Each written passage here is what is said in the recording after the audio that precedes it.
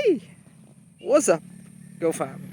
So, hindi na good morning. Good afternoon na tayo ngayon. Okay, so hindi ko naabutan to kanina umaga.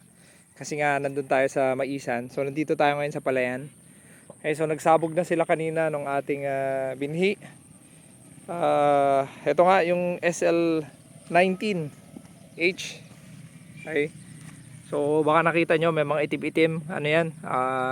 Carbonized rice hull nilalagyan natin.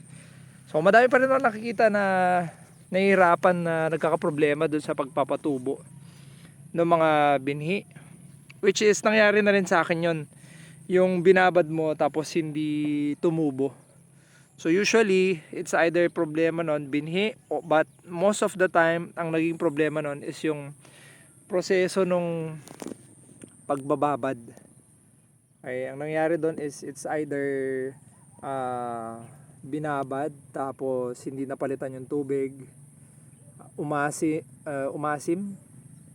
siya, tapos umitim yung binhi, and then hindi na tumubo. So nangyayari yun kapag hindi ka nagpapalit ng tubig, or after mo hinango, nilagay mo lang siya sa flat na surface, tas nainitan, uminit yung binhi. So nangyari na rin sa akin yon. So ang nangyayari noon, worst is hindi tutubo, and at best konti lang yung tutubo. So yun yung problema nun.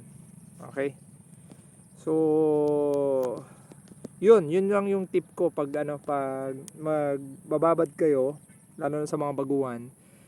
Siguro yung pang 1 hektarya na binhi, ilagay nyo na lang sa isang drum na tubig, para at least kahit hindi na kayo magpalit ng tubig. Kasi ilalagay mo yun doon, tapos after, kunwari ngayon, tapos kinumagahan, hanguin mo, make sure na madrain mo yung yung tubig ng mabuti dun sa sako, no? So wag mo siya ilalagay sa flat surface, lagay mo siguro sa paleta or isabit mo, tapos hayaan mo lang nakasara yung yung sako. Importante hindi siya uminit. So wag mo ilalagay sa direct na init.